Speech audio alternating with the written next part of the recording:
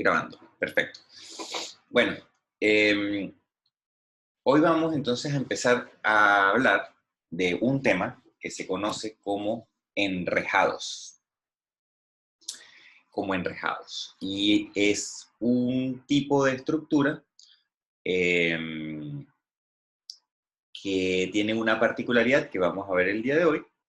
Y para eso, yo subí entonces dos nuevos apuntes que están en un curso ya, los subí esta mañana porque, perdón, se me había olvidado subirlos los días anteriores. Y vamos a empezar a hablar no de la primera lámina, sino vamos a empezar a hablar acá como en la tercera, me parece que como la tercera o la cuarta hoja. Mentira, la quinta, por lo que estoy viendo ahí, la quinta. Y necesitamos entonces hablar de esto por lo siguiente. Voy a lanzar la primera encuesta para para que estemos todos en la misma página. Yo quiero saber si ustedes conocen el concepto de biela que se utiliza en ingeniería estructural. Es probable que a lo mejor el Max y el Benja los hayan mencionado.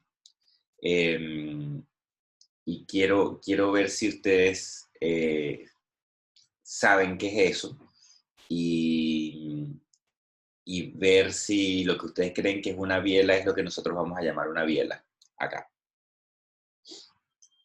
Y ahí votaron casi todos y tenemos una asistencia baja.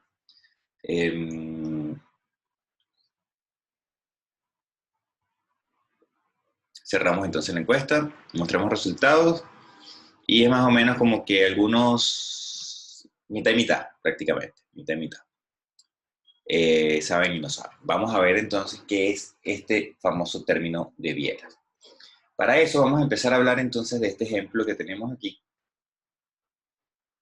Este ejemplo es un ejemplo entonces donde tenemos dos vigas que están articuladas en su unión, están rotuladas acá en la mitad y están apoyadas con articulaciones planas en los extremos, ¿no? Pueden entender eso como una viga inclinada, pueden entender eso inclusive como un marco. Yo les pregunto así de entrada, y lanzo otra encuesta de una vez. En este sistema estructural que estamos viendo, que son dos vigas unidas con una rótula, ¿ustedes creen que el esfuerzo de corte y de flexión son cero o no son cero? Acá.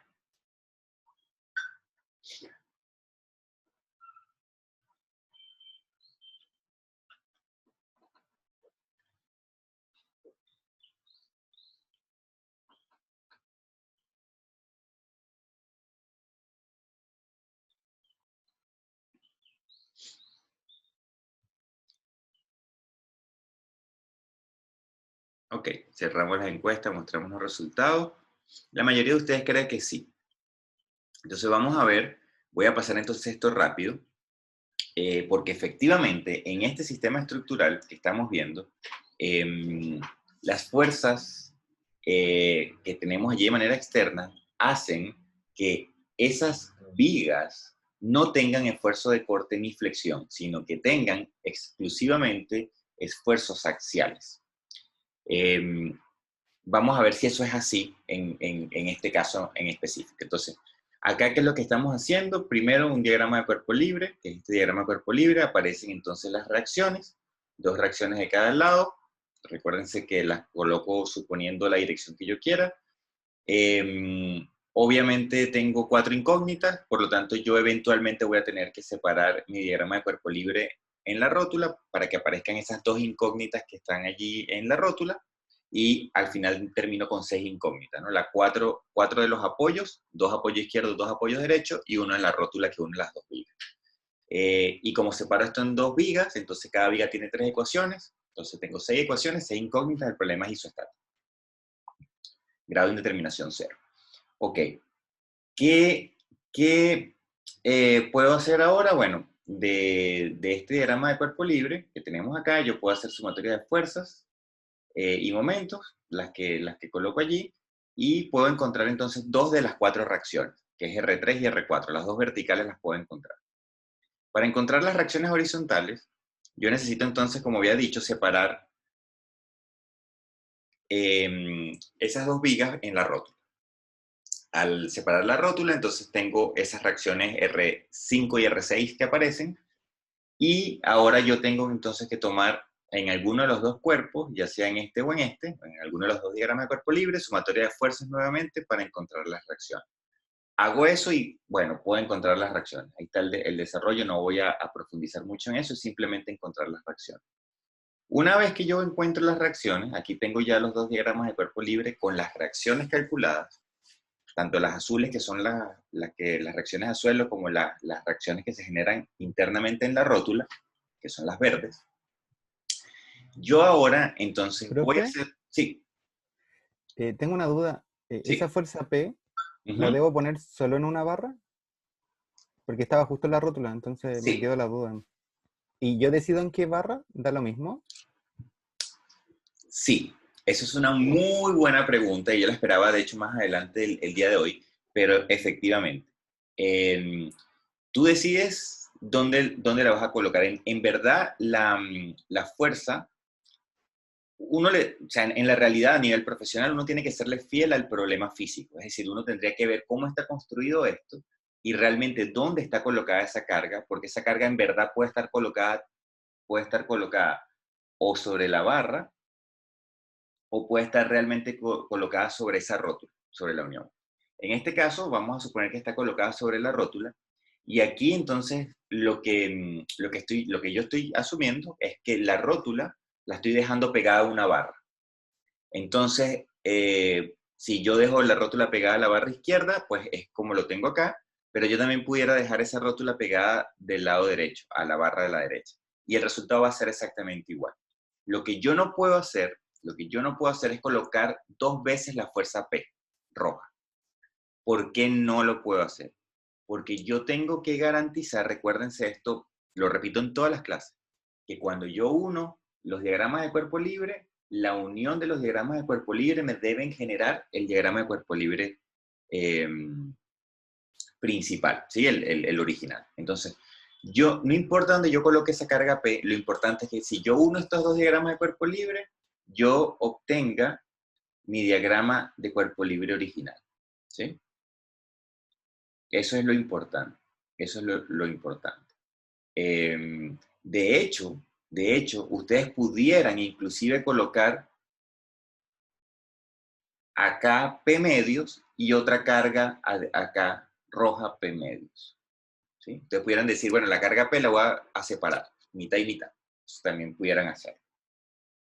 Y el resultado debería ser el mismo. ¿Sí? Entonces, veamos qué sucede ahora. Vamos a tomar este diagrama de cuerpo libre y vamos a encontrar los esfuerzos internos en esa viga. Para encontrar los esfuerzos internos, entonces lo que vamos a hacer, borro acá, es separar, seccionar esa viga, y ese diagrama de cuerpo libre es el que yo presento acá abajo. Pero para poder hacer, como es una viga inclinada y las fuerzas de reacción están referidas a horizontal y vertical, yo necesito ahora proyectar esas reacciones, estas reacciones que están acá, yo las necesito proyectar sobre axial, sobre la dirección axial y la dirección perpendicular a nuestra barra, no a nuestra viga. Entonces, borro esto otra vez, borro esto otra vez. Entonces, esta fuerza que tenemos acá de reacción, yo la proyecto. Y la proyección son estas fuerzas amarillas que están acá. Entonces, esa fuerza P medios va proyectada, una va por un seno, una va por un coseno, y entonces ahora yo las puedo tener una componente axial y perpendicular a la viga. Después yo proyecto la otra fuerza de reacción y esa otra fuerza, entonces la proyección, voy a tener una proyección axial y una perpendicular, y son las fuerzas verdes que están acá. ¿Sí? Bueno, espero que no hayan daltónicos aquí, porque es la primera vez que pienso que un daltónico puede tener problemas viendo estos colores. Bueno, me dicen si no logran entender acá la diferencia de los colores. Y una vez que yo tengo ahora proyectadas esas cargas, yo hago sumatoria de fuerzas axiales y perpendiculares a la barra, a la viga. Entonces esta es nuestra ecuación de fuerza, de sumatoria de fuerzas axiales, y esta es nuestra sumatoria de fuerzas perpendiculares. De esta sumatoria, y bueno, también puedo hacer la sumatoria, obviamente, de momentos sobre algún punto, ¿no? Que es esta ecuación que tenemos acá abajo. Pero de aquí lo que nos interesa es esta ecuación, ¿no? La que es la sumatoria de fuerzas perpendiculares a la viga. Si nosotros nos fijamos en nuestro sistema estructural, la geometría nos indica a nosotros unas relaciones, y esas relaciones, por ejemplo, nos indican que la tangente del ángulo es una relación de seno entre coseno, digamos, es sabido por todos, pero también del problema podemos darnos cuenta que cumple la tangente de teta con la relación h entre l, ¿sí? H es la altura de nuestras barras, este h que está acá, y el L es, bueno, la mitad de nuestro ancho del problema. Y ahora, una vez conociendo entonces nosotros esta relación que tenemos acá, ¿sí?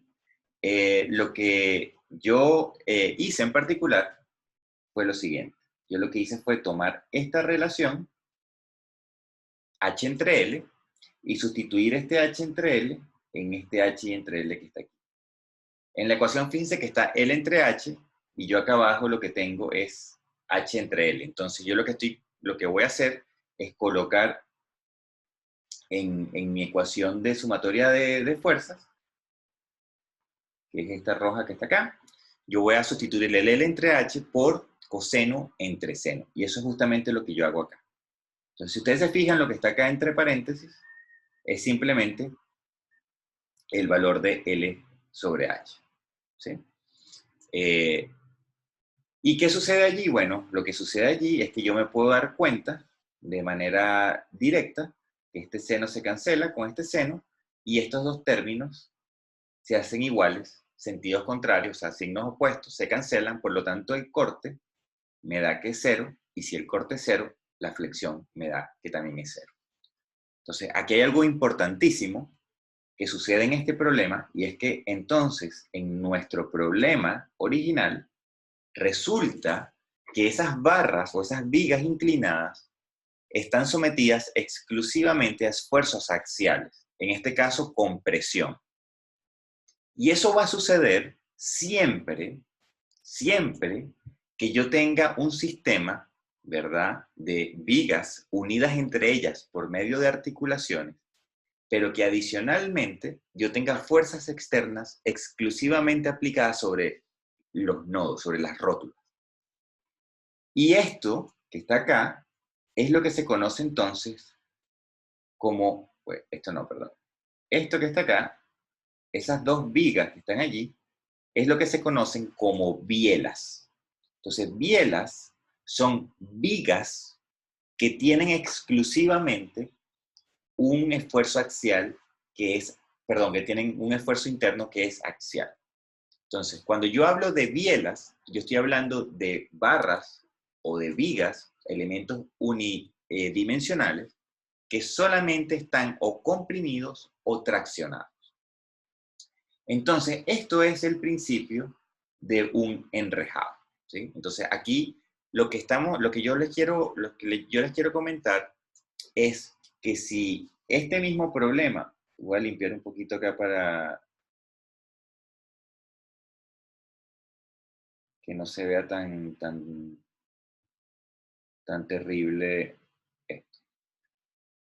Si yo tengo ahora un problema donde yo ya no tengo una carga, tengo muy lejos, donde ahora yo tengo una carga distribuida, por ejemplo, esto fuese el peso.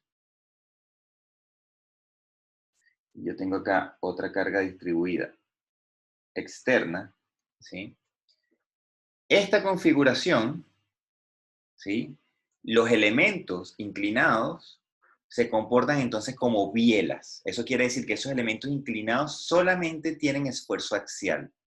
En cambio, este sistema que está acá, donde ahora yo tengo fuerzas externas o cargas distribuidas aplicadas en lugares donde no son, donde no es la rótula, es decir, estoy colocando fuerzas en lugares donde no es la unión entre vigas o entre barras.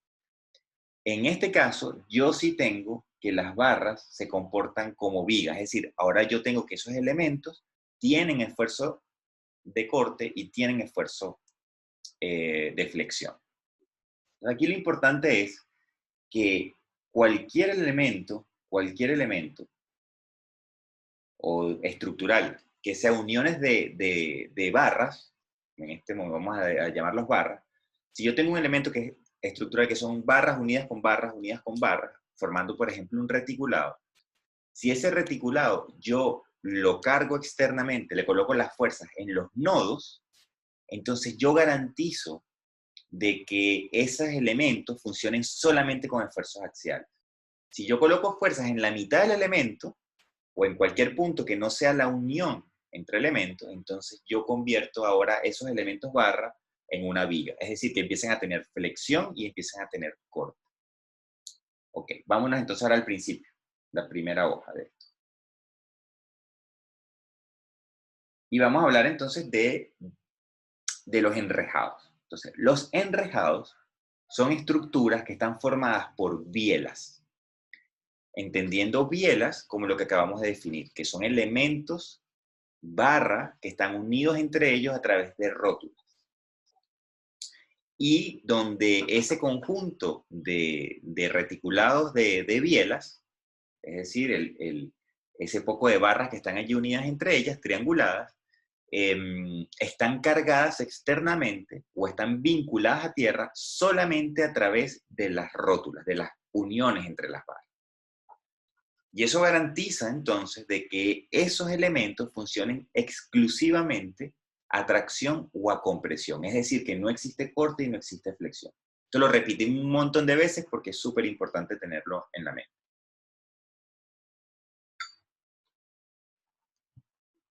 Perdón, que es adicto al café. Como buen caribeño. Tenemos ese estigma, hablamos como las telenovelas y tomamos mucho café. Es verdad, no podemos negar. Ok. Entonces, fíjense acá, tenemos unas estructuras que son muy importantes a nivel, digamos, de la ingeniería estructural. Principalmente porque nos aportan, cuando yo formo estos reticulados o estos enrejados con bielas, yo puedo entonces empezar a tener estructuras muy ligeras, que son muy rígidas. Entonces, yo puedo aprovechar esto para poder construir estructuras que son principalmente esbeltas, cosas que son como tienen un largo muy relevante comparado a las otras dimensiones. Y típicamente esto lo podemos encontrar en puentes, como es este caso que tenemos acá, donde tenemos entonces los reticulados. Por ejemplo, aquí yo tengo un elemento vertical, déjame ver en la pantalla si se ve, sí. Tenemos otra barra acá, otra barra acá, otra barra acá, otra barra acá, voy a dibujar estos nada más. ¿Sí? Y donde entonces yo lo que voy a decir es que las uniones de esas barras van a ser entonces rótulas. Y donde adicionalmente yo voy a decir que las cargas externas que yo voy a aplicar sobre la estructura, voy a tratar de colocarlas exclusivamente en esos puntos. ¿Sí? De esa manera, yo garantizo de que esas barras funcionen con esfuerzos axiales puros, es decir, que no tienen corte y que no tienen flexión. Por lo tanto, yo digo que son bielas. Entonces, ¿dónde aparece esto? Bueno, en puentes, obviamente, como acabamos de decir, pero también aparecen en torres de alta tensión, que son elementos muy altos que tienen que tener una rigidez importante para controlar el peso que ejercen los cables sobre la estructura como tal, y sobre todo cuando, por lo menos en este caso que tenemos cables que vienen en esta dirección y cambian de dirección, entonces lo que uno tiene es que el mismo peso del cable como que trae a la estructura, hace que la estructura como que tuviese una flexión, ¿sí? Hace que la torre se tendiera a inclinarse. Entonces yo hago una estructura reticulada para tener allí, en vez de digamos, un cilindro macizo o un cilindro o alguna estructura tubular, hueca, yo puedo entonces tener algo de esta naturaleza, algo que es mucho más ligero, más fácil de construir y que tienen una rigidez altísima.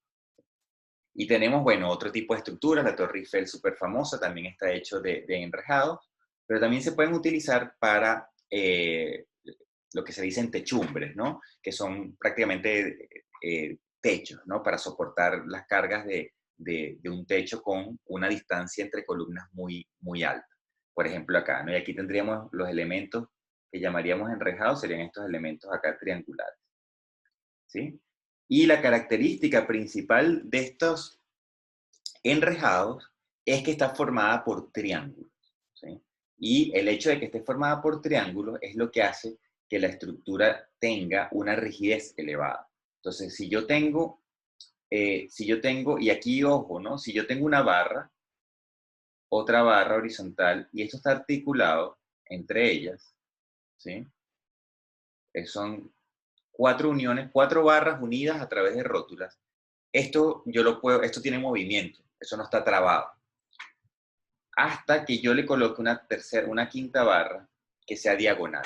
Y en este momento, cuando yo formo entonces dos triángulos, el triángulo ahora es un elemento que es completamente rígido, ¿no? Es decir, que tres barras, no importan los ángulos entre las barras, tres barras unidas entre ellas a través de rótulas, esas tres barras forman un rígido, no se mueve. En cambio, un cuadrado no lo pueden hacer. Entonces, el principio de los enrejados es tratar de dejar todas las estructuras a través de triángulos. Yo tengo que triangular esas estructuras para que tengan efectivamente una rigidez. Ok. Y efectivamente, cuando yo digo que esas uniones entre bielas están rotuladas, yo puedo tener constructivamente, digamos a nivel ya práctico, yo puedo tener efectivamente esas uniones rotuladas como tal. Y en esa foto que estamos viendo tenemos una columna, que es un elemento, digamos, continuo. Todo este elemento que está acá es un elemento, es una misma pieza, ¿sí? Está todo, digamos, sólido, eh, unido a la parte de la columna superior con la inferior. Pero los elementos que llegan horizontales, es decir, las dos vigas que llegan horizontales y las barras que llegan inclinadas, tienen una unión que es rotulada, ¿sí? Entonces, si ustedes se fijan, ahí hay unas rótulas y esos elementos llegan de manera rotular, articulada a esa columna que tenemos allí central. Ahora, fíjense algo importante. Obviamente la rótula no está acá en la mitad. Yo no puedo construir que digamos, el pasador o el perno que va a unir o que va a funcionar como rótula, yo no puedo hacer que sea el mismo perno para todos los elementos. Yo lo que sí puedo hacer, o sea, porque constructivamente es muy complicado, tendría que poner una barra y la otra barra adelante o detrás, y entonces, bueno, se me complica el tema de fabricación. Entonces, lo que sí uno garantiza es lo siguiente, y es que las proyecciones de todas esas barras, las proyecciones, ¿verdad?, de la línea central de las barras, pasen por el mismo punto. Y si ustedes se fijan, eso se cumple acá, ¿sí? Todas las proyecciones de las barras pasan por el mismo punto. Y eso es importante porque eso lo que hace es formar un sistema de fuerzas concurrentes. Y al todas las fuerzas, ¿sí?, pasar sobre el mismo punto, lo que está haciendo esa articulación es que no logra controlar la rotación.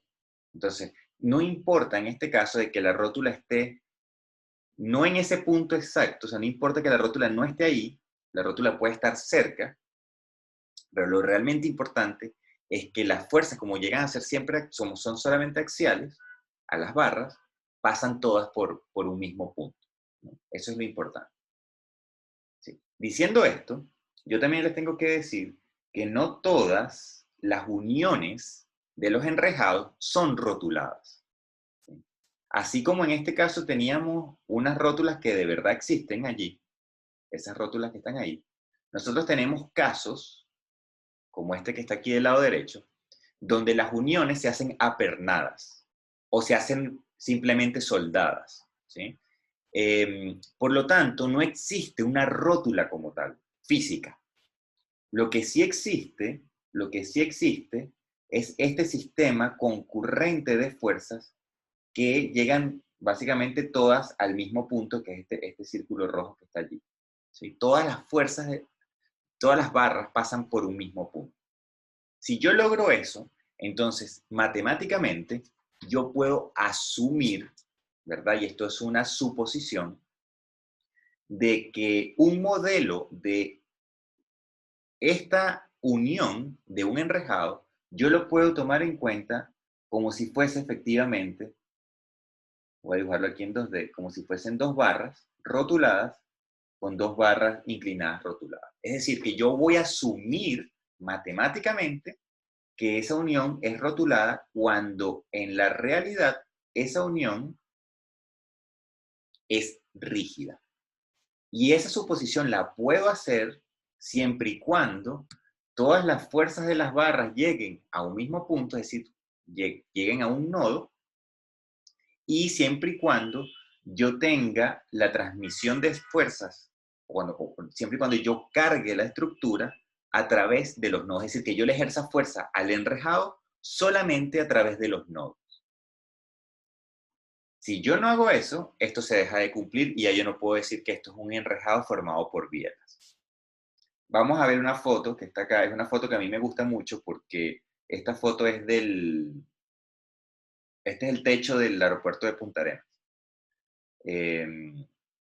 Una vez, hace como 2 años me parece que fue esto, que estaba esperando un vuelo y me di cuenta que era un bonito ejemplo de estructura enrejado y veamos efectivamente qué es lo que sucede acá. Yo tengo primero el enrejado principal del que estoy hablando. El enrejado principal, voy a ver si puedo aumentar el espesor de esto. Esto es mucho. Aquí, este. Entonces tenemos el enrejado, son estas dos líneas que están acá del que voy a hablar. Este que tenemos aquí, este tenemos acá, este tenemos acá, ¿sí? Todas estas piezas. Ese es nuestro enrejado, ¿sí? Ese enrejado que está allí. Si ustedes se fijan, voy a borrar ahora lo que acabo de hacer. Si ustedes se fijan las uniones, vamos a ponerle atención a esta unión que está acá. Esa unión que está ahí están soldadas. Si ustedes se fijan, los elementos diagonales están soldados a una placa, es decir, que ahí no hay rótulas por ningún lado. Físicamente no hay rótulas. Lo que sí hay físicamente es que hay un punto en el cual se intersectan todas las barras. Y eso hace que yo pueda asumir matemáticamente de que esas barras están conectadas entre ellas con una rótula. Entonces aquí, esto es muy importante porque a nivel de ingeniería esto es el día a día. Yo tengo algo físico y después yo tengo unas suposiciones que yo hago matemáticas que yo digo que van a emular o van a representar la física. ¿Sí? Pero fíjense qué es lo importante. Lo importante de esto es cómo yo cargo la estructura. Cómo ese enrejado, cuáles son las fuerzas externas que están en el enrejado. Entonces, fíjense, las fuerzas externas que hay, o ese enrejado está ahí, voy a hacer un zoom out, ¿sí? Ese enrejado está ahí para soportar el peso del techo. Y el techo, básicamente, está soportado por estas vigas que voy a colocar acá. ¿Sí? Estas vigas que vienen aquí. Esas vigas digamos, es lo que sostiene el techo como tal. Ahora, esas vigas están pegadas al enrejado. Es decir, esas vigas descansan en la parte superior de nuestro enrejado. Pero fíjense en qué parte descansan las vigas. Las vigas, voy a colocar este otro color tal vez aquí en un naranja. Las vigas están descansando justamente en un nodo del enrejado. Acá también, las vigas descansan siempre en un nodo del enrejado. Esta también. Aquí hay un nodo, ahí se ve un poquito mal la foto, pero ahí sigue habiendo el enrejado, allí tiene, y esto tiene un travesaño aquí así. Es decir, que yo estoy cargando la estructura, que es el enrejado, ¿sí? yo estoy cargándola, haciéndole fuerza al enrejado solamente en los puntos donde el enrejado tiene esos nodos. Y si ustedes se fijan, voy a colocar acá otro color. Vamos a ver si este se ve. Estas secciones que están acá del enrejado, ¿sí? Están despegadas completamente del techo. Entonces, ¿por qué se busca eso? Se busca eso para poder facilitar los cálculos, porque a nivel de cálculos yo sé que cuando mi enrejado está cargado en los nodos, a pesar de que los nodos sean rígidos y que no hay una rótula, yo sé que matemáticamente puedo asumir de que el enrejado se va a comportar solamente axial, con una rótula entre esas barras, entre esas bielas, siempre y cuando yo cargue el enrejado en los nodos. Entonces, esto es, digamos, clave. Si ustedes ven ese enrejado cómo está pegado a suelo, ustedes se fijan entonces ahora voy a terminar de dibujar aquí el enrejado. Se fijan entonces, por ejemplo, lo que sucede acá. Y lo que tienen es que este elemento, que es como una columna que sostiene el enrejado, es una columna que nuevamente llega a un nodo. Entonces, el enrejado siempre, siempre, siempre, siempre, siempre tiene que estar cargado en los nodos. Si yo cargo un enrejado en la mitad de la barra, ya ese enrejado deja de funcionar como elementos que son bielas y se me complica todo el cálculo. ¿Sí? Entonces, lo que hace posible que el enrejado tenga poco peso y alta rigidez es justamente eso. Tomé mucho tiempo para decir esto, pero bueno, es lo importante. Entonces, bueno, aquí hay una historia que no vale la pena contar mucho. Existen un montón de tipos de enrejados distintos, pero digamos, los primeros dos enrejados que hubo fueron estos dos enrejados que están acá, que si ustedes se fijan son prácticamente iguales y que la única diferencia es que estos elementos inclinados, en este caso, del enrejado, van hacia el centro o hacia la parte superior del enrejado, mientras que en este otro tipo de enrejado están inclinados en la dirección opuesta, van apuntando como hacia la parte inferior del enrejado. Y esto parece una tontería, pero tiene una implicación y es la siguiente. Cuando yo cargo verticalmente ese enrejado, resulta que esta configuración superior, esas diagonales quedan comprimidas, mientras que en esta configuración que está acá, las diagonales quedan traccionadas. Entonces, dependiendo de los materiales que ustedes estén utilizando, a veces conviene utilizar una configuración sobre otra. Por ejemplo, si yo estoy utilizando metal y yo empiezo a tener diagonales que son muy largas, que están comprimidas, yo puedo empezar a presentar problemas de algo que se llama pandeo. Esto lo van a ver ustedes más adelante. Y les prometo, ustedes van a ver esto en profundidad más adelante, pero es bueno que ustedes tengan ciertas nociones de lo que, ingenieriles, de lo que estamos nosotros hablando acá de enrejado. Entonces, imagínense que ustedes agarran un clip, lo estiran, un alambre, ¿verdad? Y lo apretan. Entonces, con una fuerza muy baja, el alambre se pandea. ¿Sí? El término correcto es pandear. Y eso sucede acá. Si yo tengo entonces configuraciones como esta que tenemos acá arriba, donde las diagonales están comprimidas, y si yo coloco esas diagonales metálicas, y adicionalmente esas diagonales son muy largas, entonces yo corro el riesgo de que esas diagonales, cuando yo le coloque una carga a ese enrejado, que esas diagonales pandeen, así como el clip cuando lo aprieto. Entonces, en ese caso, si yo tengo esa configuración y yo sé que necesito que los largueros, que esos laterales digamos, esas barras inclinadas son muy largas, a mí me convendría, en vez de tener esas diagonales funcionando con presión, a mí me interesaría que estuviesen funcionando a tracción, porque yo puedo agarrar el clip, traccionarlo y yo sé que va a resistir mucho más de lo que va a resistir a compresión. Entonces, a mí me interesaría a lo mejor una configuración de este estilo.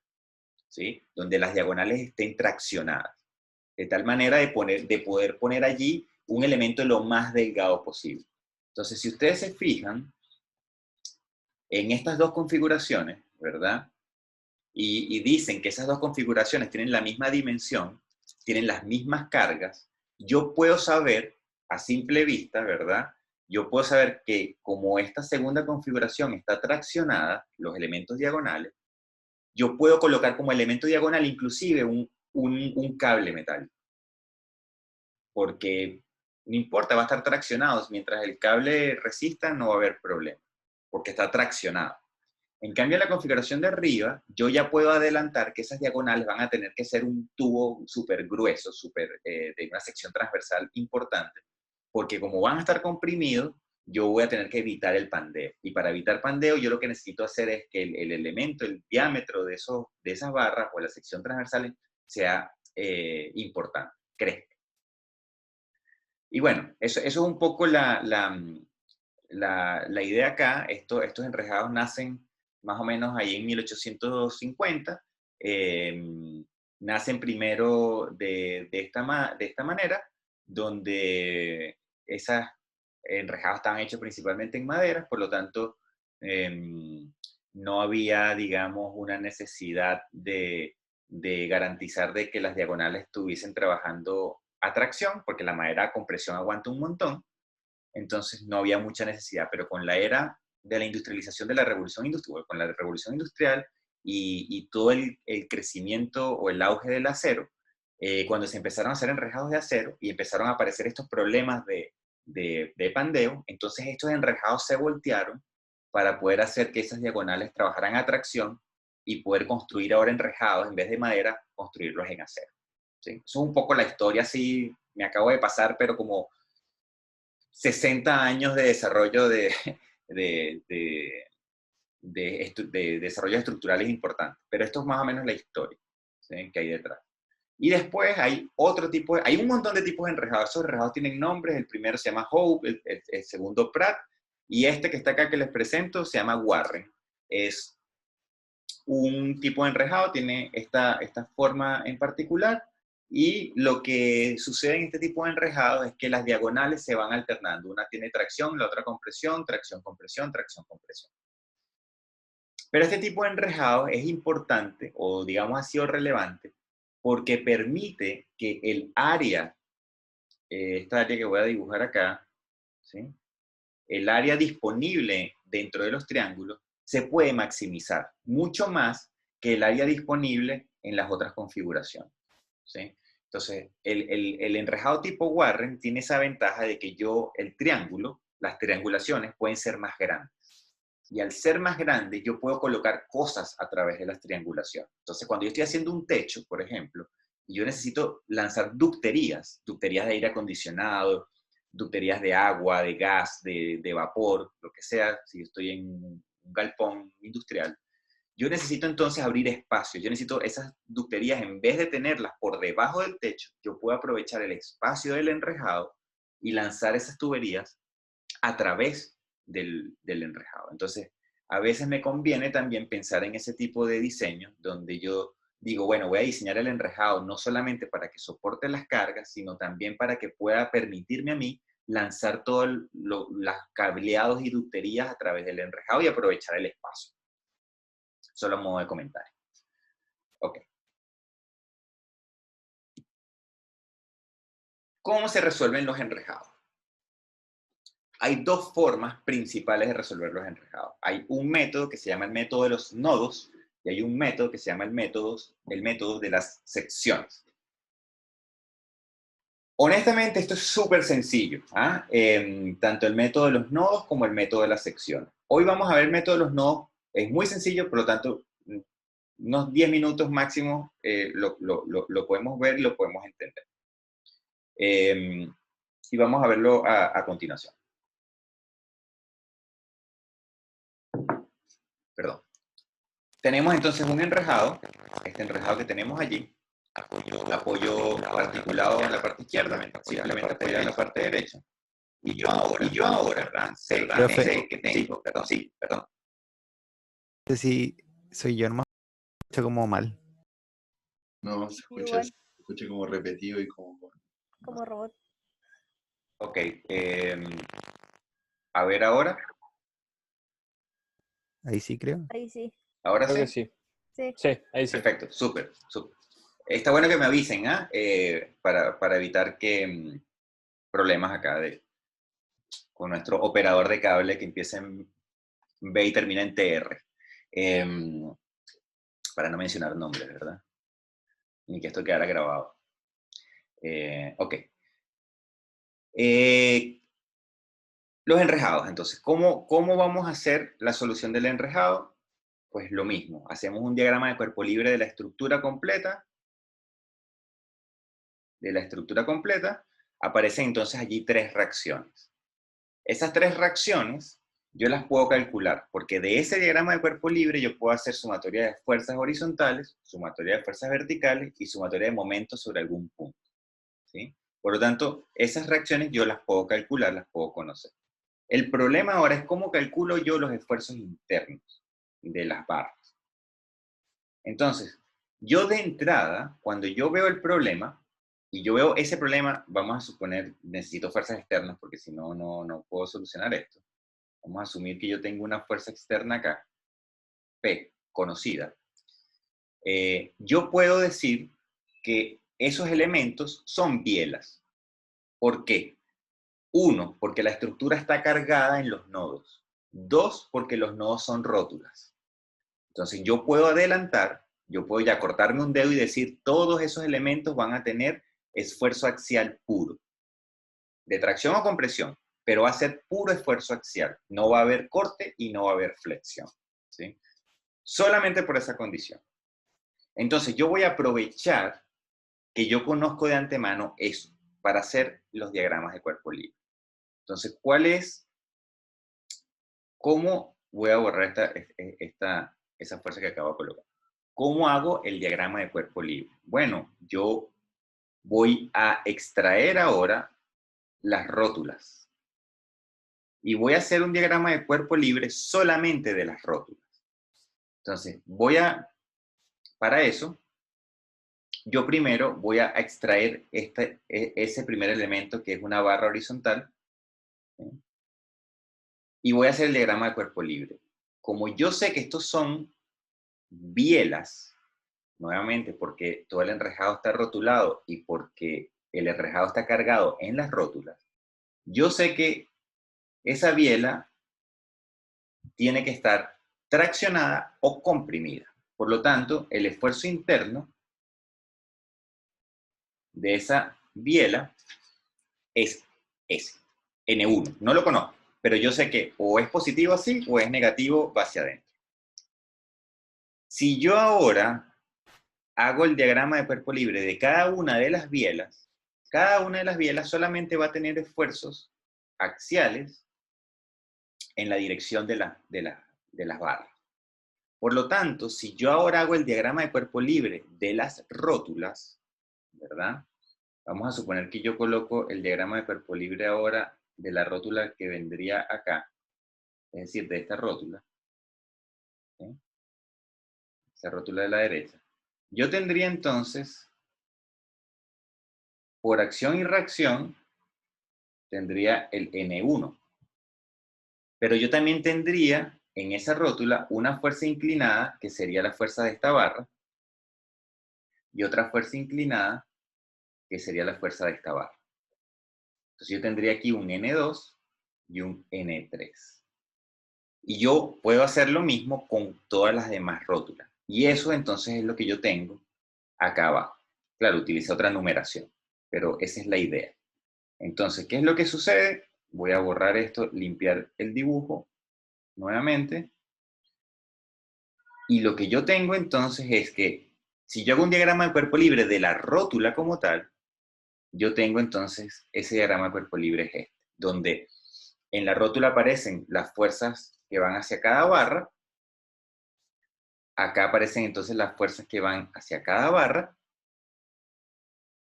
En este caso, en esta rótula aparece, que sería esta que está acá, aparecen las fuerzas de las barras, pero también aparecen las fuerzas de las reacciones, al igual que acá, que sería esta rótula que tenemos allí, y la rótula entonces inferior, que sería el diagrama de cuerpo libre de esta rótula. Eso implica, voy a borrar para limpiar un poquito el dibujo. Eso implica que si yo hago el diagrama de cuerpo libre de las barras, entonces la barra que viene acá, entre estas dos rótulas, tiene entonces solamente tracción igual a F1.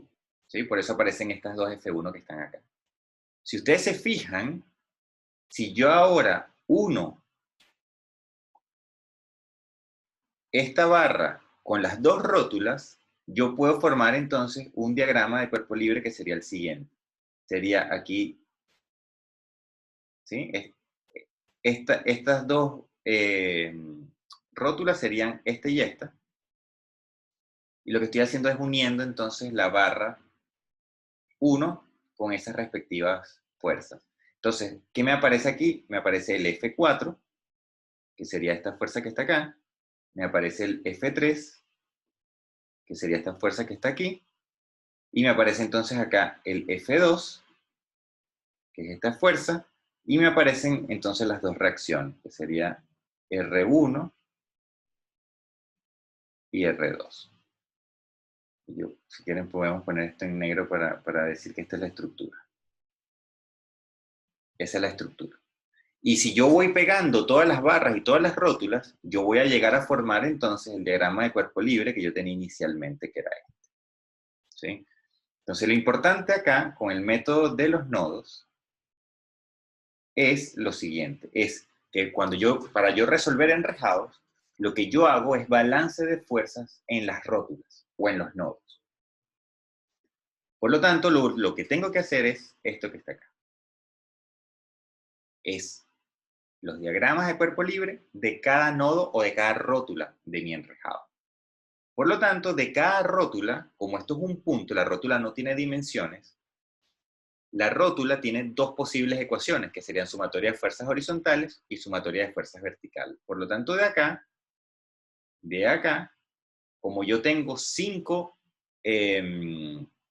nodos, 5 rótulas, yo voy a tener 2 ecuaciones por cada uno. Por lo tanto, yo tengo 10 ecuaciones. Sumatoria de fuerzas horizontales y verticales en cada rótula. 5 rótulas por 2, 10. Y tengo que ver cuántas incógnitas tengo. Entonces yo tengo incógnitas, las fuerzas internas, que serían las tracciones o compresiones de las barras, es decir, tengo una incógnita por barra. En este caso aquí tengo 1, 2, 3, 4, 5, 6, tengo 7 barras, ¿sí? 7 bielas, tengo 7 incógnitas, más las 3 reacciones. Por lo tanto, tengo el mismo número de incógnitas que de ecuaciones. Y este problema entonces es isoestático. Y lo puedo resolver. Entonces, ¿cómo lo resuelvo? Sumatoria de fuerzas horizontales y verticales en cada rótula o nodo. Así se hace. El único cuidado que hay que tener es el siguiente, y es que nuestro enrejado tiene que estar triangulado. No solamente el G y E me tiene que dar 0, o sea, de que el número de ecuaciones que tengo coincide con el número de incógnitas, sino que yo tengo que garantizar que mi enrejado está triangulado en en todas las secciones del enrejado. Y aquí les presento este caso. Este caso, ustedes tienen 12 rótulas, ¿sí? Por lo tanto, ustedes tienen 24 ecuaciones de cada diagrama de cuerpo libre de cada rótula, tienen sumatoria de fuerza horizontal y vertical, ¿sí? Tienen 24 ecuaciones. Este enrejado tiene 20 bielas y tiene, pues, si las cuentan el número de barritas son 20, deberían ser 20. Y tienen 4 reacciones. 2 acá, 1 y 1. Por lo tanto, hay 24 incógnitas. Y yo puedo decir que esto tiene el mismo número de ecuaciones que de incógnitas. Y yo pudiera estar tentado a decir esto es isoestático. Sin embargo, tengo que fijarme que este enrejado acá tiene un cuadrado donde los elementos están articulados entre ellos. Es decir, un cuadrado que está articulado en las aristas. Por lo tanto, ese cuadrado se puede mover. ¿Sí? Si quieren hagan la prueba, pueden colocar unos lápices unidos, articulados en las esquinas para que vean que eso es un mecanismo. Por lo tanto, todo lo que es triángulo, ¿sí? Toda la estructura que está triangulada, como yo dije al principio, permanece rígida. Eso quiere decir que esta primera sección, que es un triángulo, esa sección no se mueve, esta segunda sección no se mueve, esta tampoco, este triángulo tampoco, este triángulo tampoco, este triángulo tampoco y este triángulo tampoco. Es decir, todo lo que está sombreado en rojo funciona como un bloque, pero esta sección intermedia no. Entonces yo puedo entender lo que sucede en este problema como si fuese algo de esta naturaleza. Yo tengo como un bloque que viene como un rígido del lado izquierdo, otro bloque rígido del lado derecho, unidos entre ellos con unas barritas. Y si ustedes ven, la parte derecha puede rotar, puede caerse. Entonces, este problema es inestable. Y es inestable principalmente porque yo tengo entonces una sección acá que no está triangulada. Eso lo tenemos que tener allí presente. Entonces, bueno, aquí hay un ejemplo del método de los nodos. Esta cuestión siempre es sencillo. Lo que hacemos miren, aquí tenemos la estructura, tiene las cargas en los nodos, en las rótulas. Como la estructura tiene articulaciones en las uniones y las cargas externas están solamente en las rótulas, yo digo que los elementos son bielas. ¿Sí? Yo digo que los elementos son bielas. Entonces, primero hago un diagrama de cuerpo libre general, calculo las reacciones, y con las reacciones conocidas, esto lo calculo haciendo sumatoria de fuerzas horizontales, verticales y sumatoria de momentos. Una vez que yo tengo las reacciones conocidas, entonces yo hago ahora los diagramas de cuerpo libre de cada una de las rótulas. Entonces aquí me aparece el diagrama de cuerpo libre, este que está acá, es el diagrama de cuerpo libre de esa rótula que está allí. Yo numero las barras para darle una identificación, entonces yo enumeré las barras, por eso aparecen aquí en verde, aparecen 1, 2, 3, 4, 5, 6, 7. Y entonces lo que hago es mi primer diagrama de cuerpo libre, la fuerza 2, las fuerzas de las reacciones en verde, así hago lo respectivo con todos los demás nodos. Y aquí empieza, bueno, lo fastidioso del problema, que tengo que hacer sumatoria de fuerzas horizontales y verticales en un montón de nodos. Entonces, para resolver esto rápido, yo tengo que trazarme un plan, ¿verdad? Y ese plan tiene que ser el siguiente. Yo tengo que tratar de empezar por los nodos que tienen menos incógnitas. Entonces, yo sé que los nodos que tienen menos incógnitas son estos dos de acá. Los demás nodos tienen 3 incógnitas, entonces yo empiezo por esos dos nodos que tienen menos incógnitas. ¿Y qué voy a hacer? Bueno, en este primer caso, sumatoria de fuerzas verticales para encontrar F7. ¿Sí? Conocido F7, entonces hago sumatoria de fuerzas horizontales y puedo conocer F6. Hago lo mismo después acá. De ese diagrama de cuerpo libre hago sumatoria de fuerzas verticales, obtengo F1, con F1 conocido, hago sumatoria de fuerzas horizontales y conozco F2. Entonces, con F2 y F6 conocidos, ya yo conozco estos dos valores, ¿verdad? Ahora yo puedo entonces hacer el diagrama, utilizar este diagrama de cuerpo libre, con F2 y F6 conocidos, hago sumatoria de fuerzas horizontales, sumatoria de fuerzas verticales, y ahí me queda un sistema de 2×2 para encontrar F3 y F5. Y así voy sucesivamente rodeando todos los nodos. Entonces, esto es lo fastidioso del método de los nodos. Es sencillo, pero es un poco fastidioso de hacer los cálculos. Eso es lo que está aquí abajo desarrollado, ¿no? La sumatoria de fuerzas horizontales y verticales para cada nodo. Y ahí ustedes pueden ir despejando entonces los valores. Revísenlo para que chequen que esto está correcto. Ahora, yo también puedo hacer esto desde otro punto de vista. yo puedo, fíjense que en el caso anterior, lo que hicimos fue, encontramos primero las fracciones y después hicimos los diagramas de cuerpo libre de cada rótulo, una vez que calculé las fracciones. Pero yo puedo calcular las fracciones, no necesariamente necesito calcular las fracciones. Las puedo calcular a medida que voy calculando también los esfuerzos. Entonces, por ejemplo, en este caso, tenemos este enrejado, tenemos aquí las reacciones, es nuestro diagrama de cuerpo libre del enrejado completo, y ahora yo hago los diagramas de cuerpo libre de cada rótula, ¿sí? Y si ustedes se fijan aquí, estas fuerzas azules, que son las reacciones, yo todavía no las he calculado.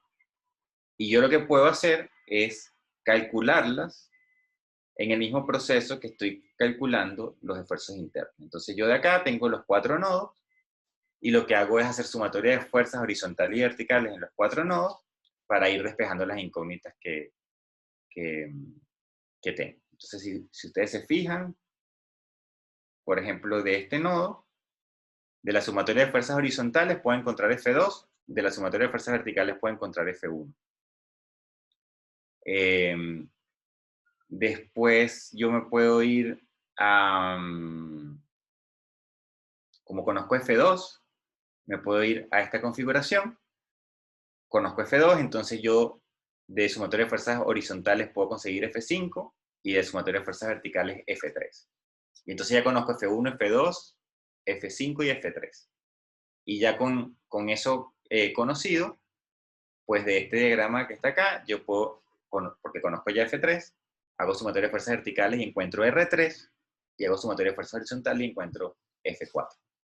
Y ya con eso, pues puedo resolver el último problema, ¿sí?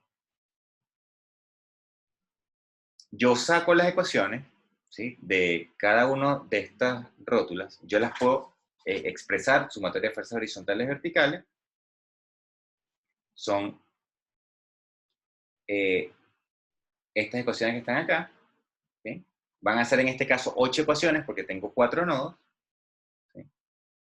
Y si ustedes se fijan, ¿verdad? Yo también puedo expresar esto como un problema de álgebra lineal. Tengo 8 ecuaciones, tengo 8 incógnitas, por lo tanto, yo puedo entonces expresar ese problema de esta manera, donde yo tengo acá las incógnitas y tengo esta matriz que me la puedo armar. Y para resolver el problema, yo simplemente lo que hago es resolver un problema de álgebra lineal invirtiendo esa matriz que está a la izquierda y multiplicarla por el vector que me queda del lado derecho. Es simplemente tomar nuestras ecuaciones de balance en los nodos, estas ecuaciones que están acá, y en vez de resolverla, irlas resolviendo a mano, yo lo que pudiera hacer es expresarlo de forma matricial y después tener que invertir una matriz y resuelvo todo el sistema de ecuaciones. Yo les presento esto por una razón, y con esto voy a terminar el día de hoy, y es que en los software comerciales, la forma de resolver los problemas es de esta manera. Entonces el software comercial lo que hace es, saca estas ecuaciones, las ordena y las resuelve de esta forma que está acá. Por lo tanto, es interesante que ustedes vean cómo funciona, que sepan que uno puede resolver este problema también desde una perspectiva de álgebra lineal. Entonces, con esto terminamos hoy la clase. Y abrimos, como siempre, la ronda de preguntas o dudas que ustedes tengan o quieran compartir.